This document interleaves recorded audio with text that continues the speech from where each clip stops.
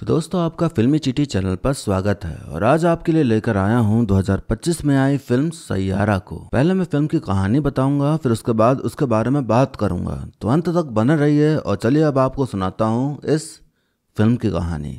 तो मूवी की शुरुआत में हम देखते हैं वानी नाम की लड़की को, जो कि अपने प्रेमी महेश के आने का इंतजार कर रही होती है। ये दोनों कोर्ट मैरिज करने जा रहे होते हैं कि तभी महेश का फोन आता है कि वो नहीं आ रहा, उसको शादी नहीं करनी, उसे कोई और मिल गया है। बहुत प्यार करती थी वानी उससे। ये सुन उसे बहुत बड़ा सदमा लगता है। 6 महीने बीत जाते हैं। वानी अभी भी उसी गम में जी रही होती है। उसकी अपनी एक पर्सनल डायरी थी जिसमें वो मोमेंट के हिसाब से कुछ न कुछ लिखा करती थी। उसकी माँ उसे मोटिवेट करती हैं कि उसको भूल जाओ और आगे बढ़ो अपनी जिंदगी में। वानी जा रही होती है एक न्यूज चैनल में इंटरव्यू देने। उसे रास्ते में दिखता है एक लड़का जो कि बिना हेलमेट लगाए सिगरेट पीते हुए छपरियों जैसा बाइक चला रहा है। वो ऑफिस पहुंचती है तो फिर से उसे वो लड़का दिखता है और उसे देखने के चक्कर में वो अपनी डायरी भूल जाती है। वो लड़का उसकी डायरी उठा लेता है। लड़का उसे डायरी वापस करता है तो वानी अपना नाम बताती है और उससे उसका नाम पूछती है। लड़का कहता है रुको अभी पता चल जाएगा। लड़का एक म्यूजिक बैंड चलाता है जिसमें कई लोग हैं। न्यूज चैनल ने सोशल मीडिया पर वीडियो डाली थी जिसमें लड़के का नाम ही नहीं था, बस उसका नाम था जो म्यूजिक बैंड में सबसे अमीर है। लड़का न्यूज चैनल में मौजूद उस लड़के को पीटने लगता है जिसने वीडियो डाली थी। अमीर बाप के बेटे का नाम मेंशन किया था और बैंड के बाकी मेंबर का नाम मेंशन नहीं किया, तो ये दिक्कत थी उसको। वो चिल्ला के कहता कि क्रिश कपूर नाम है मेरा, आज के बाद ये नाम नहीं भूलना। जाते जाते वानी से कहता कि तुम बहुत अच्छा लिखती हो। उसने उसकी डायरी पढ़ ली थी। क्रिश का फिर अमीर लड़के से भी झगड़ा हो जाता है। शो होने वाला था लेकिन सब चले गए तो क्रिश अकेले ही गाना गाता है जो कि वहाँ मौजूद पूरी जनता को बहुत पसंद आता है। क्रिश का नेचर बहुत रूड सा है। उसकी जिंदगी का मकसद है कामयाब होना, बहुत बड़ा बनना, अमीर होना। वो हमेशा सबसे लड़ता झगड़ता रहता है, गुस्से में रहता है हर टाइम। हाँ एक चीज अच्छी है कि वो रियल टैलेंट को ही सपोर्ट करता है। क्रिश को मौका मिलता है बहुत बड़े रैपर प्रिंस के साथ काम करने का। उसे एक हिट गाना बना के देना था। क्रिश को वहीं दिखती है वानी जो कि इंटरव्यू लेने आई हुई थी प्रिंस का, पर उसे एंट्री ही नहीं मिल रही थी। क्रिश गाना लिखने के लिए हाँ कर देता है और वानी को अंदर आने देता है, पर इंटरव्यू उसे तब भी नहीं मिलता। क्रिश के पास फिर से वानी की डायरी आ गई। उसमें कुछ बोल लिखे थे जिसे पढ़ के वो गाना गाने लगा जो कि प्रिंस को पसंद आ गया। क्रिश वानी से कहता कि गाने की लिरिक्स तुम लिखोगी। वानी डील रखती है कि वो लिखेगी लेकिन चैनल के लिए प्रिंस के साथ पॉडकास्ट करना है और बाकी वीडियोस भी बनानी है। डील पक्की हो जाती है और फिर वानी आती है क्रिश के साथ मिलकर गाना लिखने।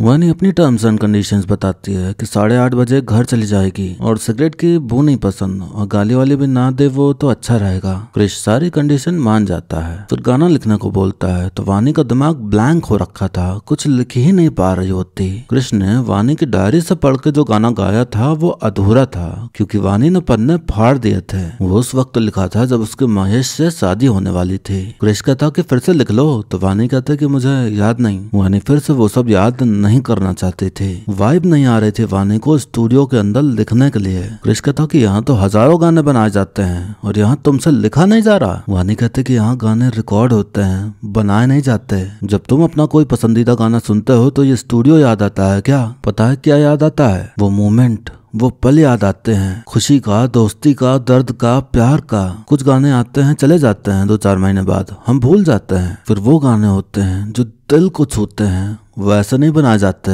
उनके पीछे एक स्पेशल मोमेंट होता है। उस मोमेंट में जो फील होता है उसके शब्द बनते हैं और वो जो शब्द होते हैं उनका म्यूजिक बनता है। वो म्यूजिक हमें टाइम ट्रैवल करवाता है। ये जो हमारी मेमोरीज होती हैं ये हमारे दिल के किसी कोने में ही रहती हैं और वो गाना होता है वो हमें इन मेमोरीज के बीच में लाके खड़ा कर देता है, उनको वापस लेके आता है। क्योंकि दिमाग भूल जाता है लेकिन दिल नहीं भूलता है ना।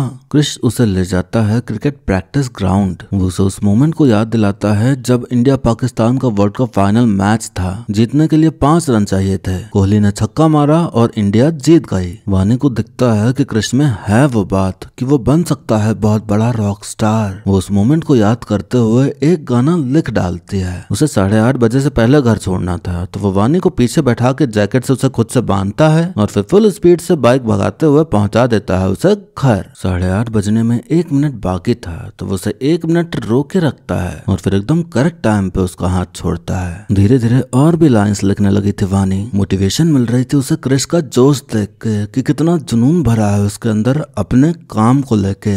दोनों घुलने मिलने लगे और अब वानी उसके साथ काफी कंफर्टेबल फील करने लगी थी। एक दिन क्रिश को दिखता है कि एक पियक्कड़ आदमी बीच रोड पर खड़े तमाशा कर रहा है। उसे देख क्रिश को बहुत गुस्सा आता है। क्रिश प्रिंस को गाना बना के दे देता है जो कि उसे पसंद आता है, लेकिन दिक्कत यह थी कि उसमें रैप नहीं था। क्रिश कहता कि मैं गाने में रैप भी डाल दूंगा। क्रिश कॉम्प्रोमाइज कर रहा था अपने गाने से। वो चाहता तो नहीं था कि उसके इतने अच्छे गाने के बीच रैप आए, पर हाँ बोल ही दिया। वानी कहते कि तुमने ये गाना दिल से बनाया है, तो अगर हिट हो भी गया तो मुझे पता है कि तुम्हें खुशी नहीं मिलेगी। क्रिश कहता है मुझे शौक नहीं है कि खुद की खुशी के चक्कर में गरीबी में मरूं। मुझे पैसा चाहिए, मुझे सब कुछ चाहिए। तभी वहाँ पुलिस आती है जो कि उसी पियक्कड़ आदमी को लेकर आई थी। वो आदमी क्रिश का पिता है जो कि हर टाइम दारू के नशे में रहता है। क्रिश की माँ जब मरी तब से पिताजी ने दारू पीने शुरू कर दी और आए दिन सबसे लफड़ा करते, तो क्रिश ने उन्हें उनके हाल पर ही छोड़ दिया। नफरत करने लगा था वो अपने पिता से। वानी को समझ आता है कि क्रिश का भी अपना अतीत है, तो उसे समझने के लिए वो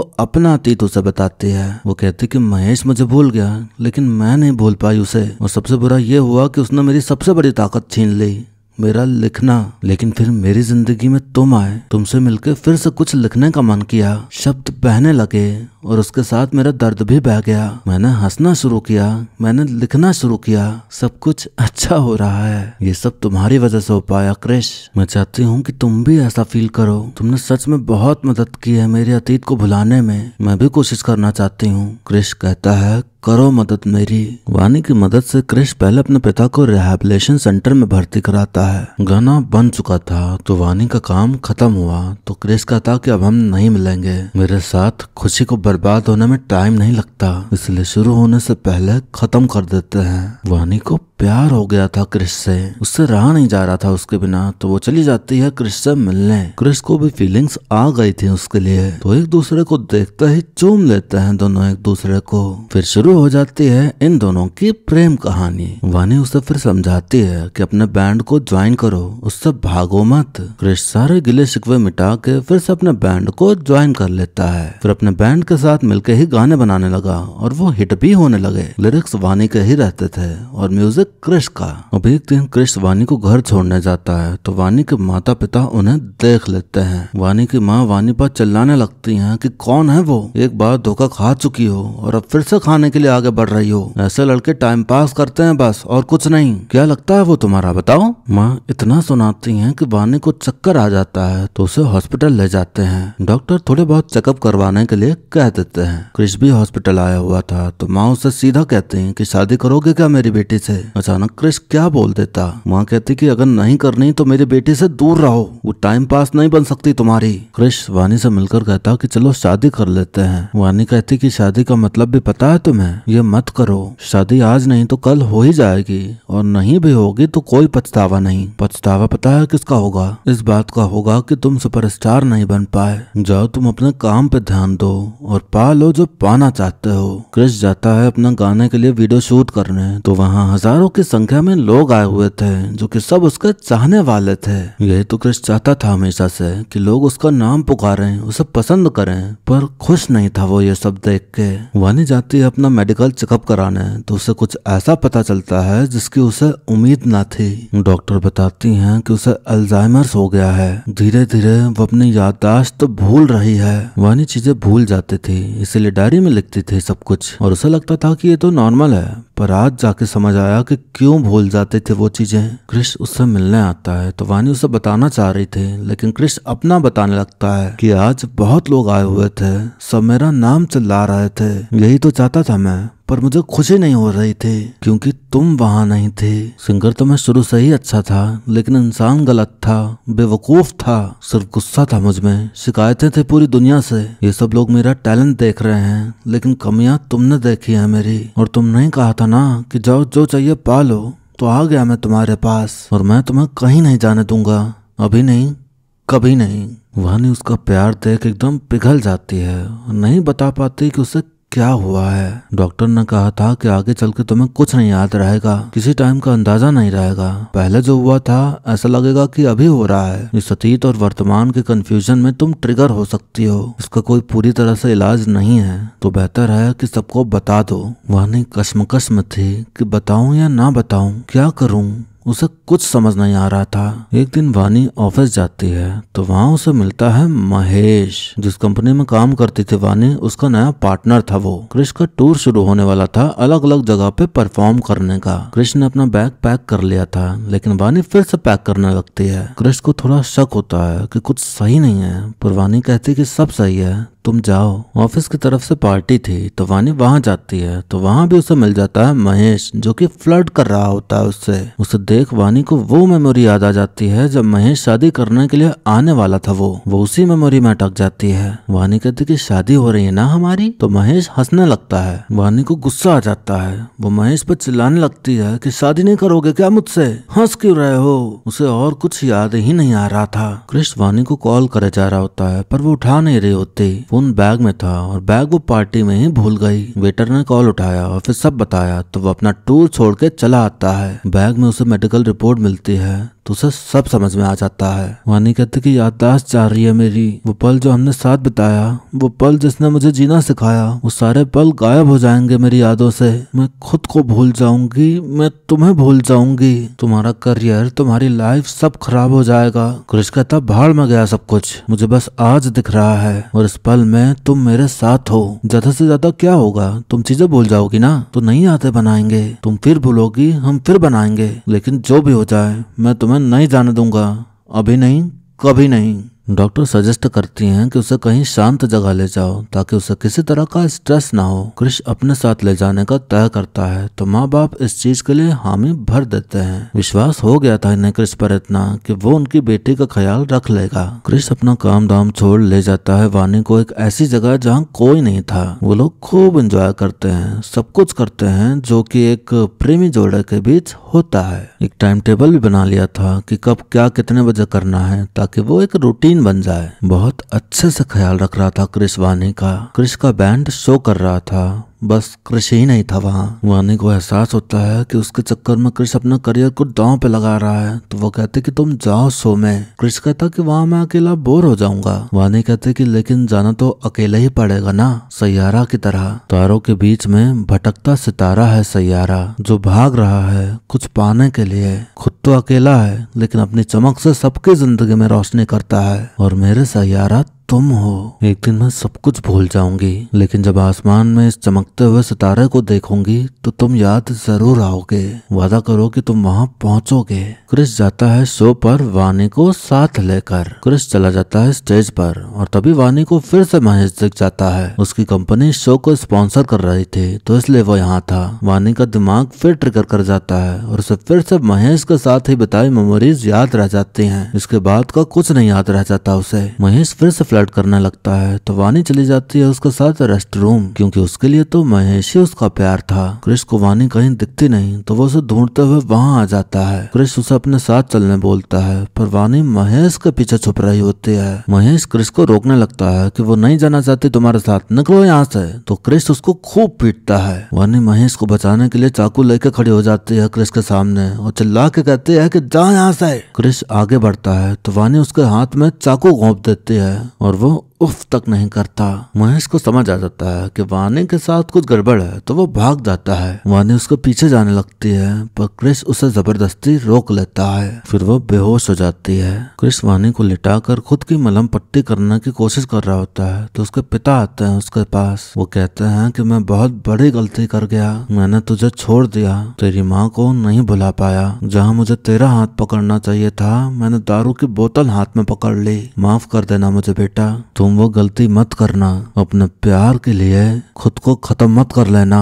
क्रिश गम में डूबा पियानो बजा रहा होता है तो वानी कहती कि बहुत अच्छी धुन है, कहाँ से आई ये इंस्पिरेशन, कोई तो मोमेंट होगा ना जैसे तुमने फील किया। क्रिश कहता कि मेरा एक दोस्त है, हमेशा अपनी ही दुनिया में रहता था, फिर वो मिला एक लड़की से, उसको वो मिला जो उसके पास था ही नहीं, प्यार। पहली बार उसे लगा कि वो भी प्यार कर सकता है, अगर वो लड़की साथ हो तो पूरी दुनिया जीत सकता है वो। प्रॉब्लम ये है कि वो जा रही है बहुत दूर, जहाँ वो नहीं जा सकता। अगर जा पाता तो सब कुछ छोड़ छाड़ के वो चला जाता, पर नहीं जा सकता। वानी कहते कि तुम अपने दोस्त के लिए एक गाना बनाओ, मैं लिख दूंगी। उससे कहो कि अपनी प्रेमिका को बोले कि ये गाना उसके लिए है। जब ये गाना उसके दिल को छू जाएगा तो वो उसे कभी छोड़कर नहीं जाएगी, वापस आएगी भागते हुए। क्रिश जाने लगता है तो वानी कहते कि मैं तुमसे बहुत प्यार करती हूँ महेश। बहुत दर्द होता है ये सुनकर क्रिश को। वानी को गले लगा लेता है। उसकी आंखों में आंसू होते हैं पर वो फिर भी मुस्कुरा रहा होता है। क्रिश बैंड से जाके कहता कि मैं क्रूज छोड़ रहा हूँ, जाओ तुम लोग शो करो जाके। उसका दोस्त कहता कि मैं उस क्रिश को जानता हूँ जो अपने सपनों के बीच किसी को नहीं आने देता था। वानी तेरी जिम्मेदारी नहीं है, माँ बाप हैं उसके। चल मेरे साथ वहाँ जहाँ तेरे सपने तेरी कामयाबी इंतजार कर रहे हैं तेरा। क्रिश कहता कि वो नहीं होगी ना वहाँ, दुनिया मेरा नाम याद रख ले, पर वो तो भूल रही है ना।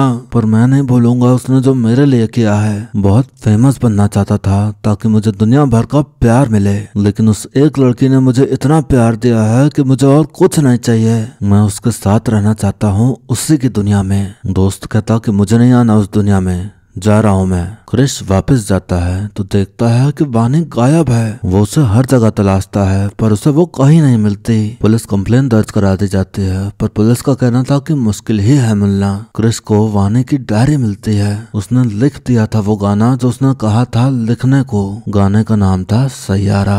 क्रिश सोचता है कि उसने कहा था कि जब ये गाना सुनेगी तो सुनते ही वापस आ जाएगी। उसे ये गाना गाना होगा, उसे ये गाना हर जगह फैलाना होगा, सुपरहिट बनाना होगा। इस उम्मीद में कि शायद ये गाना सुन उसे कुछ पल याद आ जाए और वो लौट आए। 1 साल बीत जाते हैं। वो गाना पूरी दुनिया सुन चुकी है और बहुत फेमस हो चुका है क्रिश। वो हर शहर में अपना शो करता है इस उम्मीद में कि किसी शो में वानी आ जाए, उसे मिल जाए। सब कुछ था आज उसके पास पर कुछ नहीं था उसके लिए अब ये सब कुछ। एक दिन वो लोग देख रहे होते हैं लोगों की रील्स जो उसी गाने को यूज करके बनाई थी सबने। एक वीडियो में क्रिश को दिखती है वानी। उसकी आंखों में नमी थी। मिल ही गई आखिरकार उसे वानी उस गाने की वजह से। लोकेशन का पता करते हुए सब कुछ छोड़ छाड़ पहुंच जाता है क्रिश वहीं पर। मनाली के एक महिला आश्रम में रह रही थी वो। आश्रम को चलाने वाली एक महिला उसे खत देती है जो कि वानी ने दे रखा था कि जब क्रिश आए तो उसे दे देना। खत में लिखा था कि मैं चाहती हूँ कि ये खत तुम्हें कभी ना मिले, क्योंकि अगर तुम ये खत पढ़ रहे हो तो मतलब तुम मुझे ढूंढते हुए अपना सब कुछ छोड़ छाड़ के यहाँ मेरे पीछे आ चुके हो, जो कि मैं कभी नहीं चाहती थी। जिसने मुझे सब कुछ दिया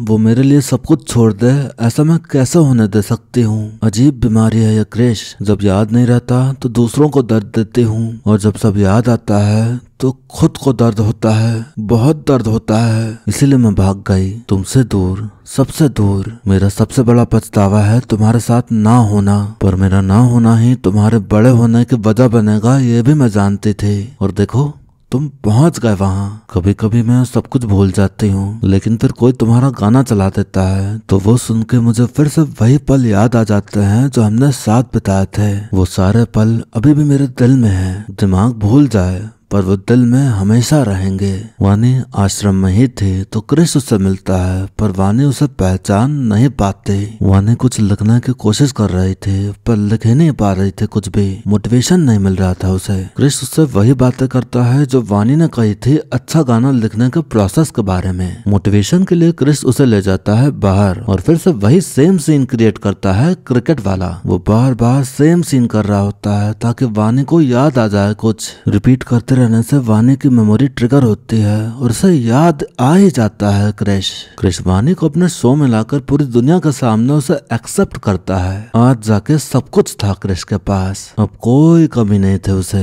कहानी अब आगे जाती है जहाँ हम देखते हैं कि दोनों ने शादी कर ली है। घर की दीवार पर खूब सारे चार्ट्स लगे हैं जिनमें कई सारी चीजें लिखी हुई हैं वानी के लिए, ताकि वो भूले तो इन सबको पढ़ के याद आ जाए उसे। क्रिश ने उसका साथ नहीं छोड़ा, उसके साथ खड़ा रहा हर सिचुएशन में और अब दोनों साथ थे। और फिर इसी कहानी के साथ ये मूवी यहीं पर खत्म हो जाती है।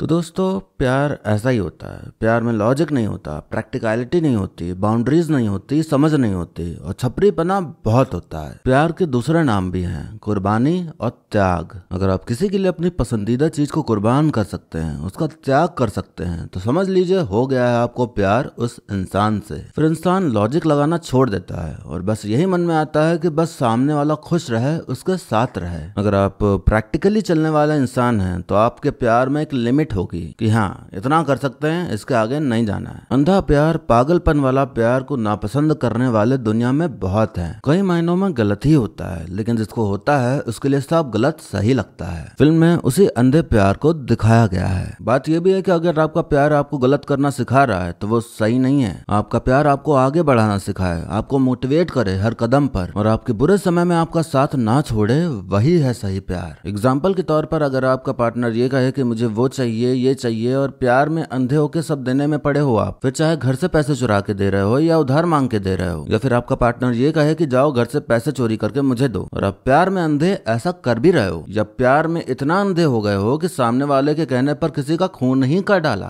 तो भाई ये वाला अंधा प्यार ना ही करो तो बेहतर है। तो अंधा प्यार करने की भी लिमिट होती है और प्यार में पागल होने पर भी इतनी समझदारी रखनी पड़ती है कि आपसे कहीं कोई भूल ना हो जाए जिसके चलते जिंदगी भर आपको पछतावा हो। क्रिश और वानी का प्यार किसी भी एंगल से गलत नहीं है। दोनों एक दूसरे को चाहते हैं, एक दूसरे के लिए सब कुछ करना चाहते हैं, एक दूसरे के पीछे भाग रहे हैं, तो गलत नहीं है इसमें। हर इंसान एक ऐसा ही पार्टनर चाहता है जो उसके सुख दुख में साथ हो और सिर्फ उससे ही प्यार करे, चाहे जो हो जाए। अब आपके पार्टनर को कुछ हो जाए और आप उसे छोड़ दें तो ये कैसा प्यार है? प्यार में कॉम्प्रोमाइज करना पड़ता है और बहुत करते भी हैं। कई कहानियां ऐसी सुनने मिल जाएंगी जहां अपने प्यार के लिए लोगों ने दांव पर रखी है अपनी नौकरी, अपना करियर। प्रैक्टिकली सोचेंगे तो बहुत ज्यादा गलत लगेगा, लेकिन जब दिल से सोचेंगे तो लगेगा कि हाँ ऐसा ही होना चाहिए, ऐसा ही मिले हमें पार्टनर जो कभी साथ ना छोड़े हमारा। इसमें भी कोई डाउट नहीं है कि प्यार में छपरीपना भी होता है, उसके बिना प्यार अधूरा है। एक दूसरे को गुलाब नहीं दिया, छोटी छोटी बातों पर झगड़ा नहीं किया, बाबू सोना बेबी सोना ये नहीं किया, तो काहे का प्यार भाई? ये प्यार के साथ बाय डिफॉल्ट सेटिंग आती है कि अगर आप किसी को अपना रहे हो तो ये सब चीजें होती ही हैं अपने आप।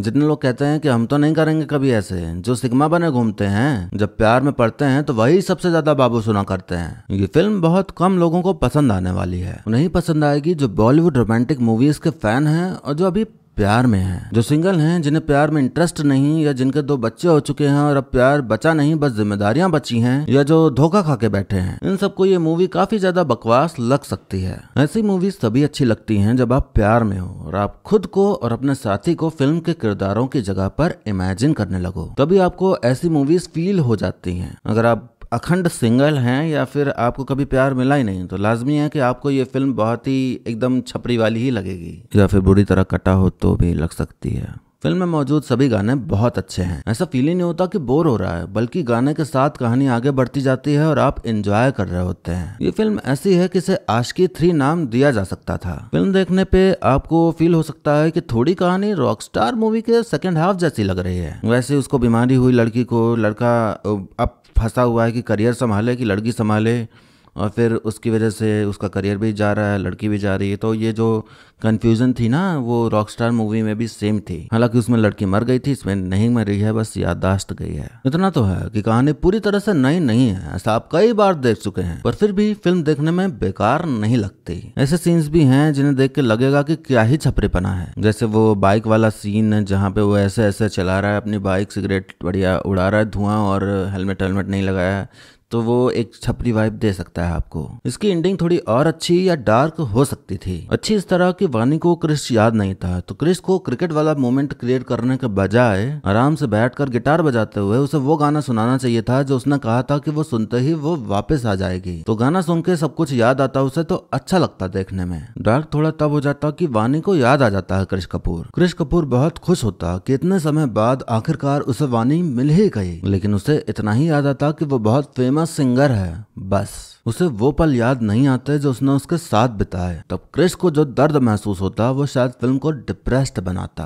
फिर ये ऐसी फिल्म बन जाती कि जब इंसान को रोना हो, अपना दुख बाहर निकालना हो, तो इस फिल्म को देखकर रो ले। एक्टिंग की बात करें तो आहान पांडे और अनीत पड्डा दोनों ने अपने किरदार को बहुत अच्छे से निभाया, बहुत अच्छी एक्टिंग करी दोनों ने। इतने सारे नपो किड्स लॉन्च हुए हैं इस साल। आहान शायद पहले होंगे जिसको हेट ना मिले क्योंकि इनकी एक्टिंग अच्छी है। हाँ, बस डायलॉग डिलीवरी में थोड़ी दिक्कत है क्योंकि आधे से ज्यादा वर्ड समझ ही नहीं आ रहे थे कि वो क्या बोल रहे हैं। अनीत आउटसाइडर हैं और उनको देख के लग रहा है कि वो आगे तक जाएंगे और जाएं तो देखने में अच्छा भी लगेगा क्योंकि उनमें काबिलियत है। हालांकि कहीं कहीं पर वो मुझे राधिका मदन की याद दिला रही थी। आवाज थोड़ी बहुत मैच होती है दोनों की। और बहुत कुछ कहने को है नहीं तो वीडियो को यहीं पर खत्म करते हैं, लेकिन जाने से पहले आप कमेंट करके बताइए कि आपको मेरा वीडियो कैसा लगा। कमेंट करने में अगर आलस आ रहा है तो आप वीडियो को लाइक या डिसलाइक करके भी अपना विचार व्यक्त कर सकते हैं। ऐसे ही मेरी आवाज में मूवी सीरीज के एक्सप्लेनेशन आगे भी सुनते रहने के लिए चैनल को सब्सक्राइब कर लें ताकि आने वाली वीडियोस की खबर आप तक पहुंच जाए। बाकी मिलते हैं अब अगली वीडियो में, तब तक के लिए टाटा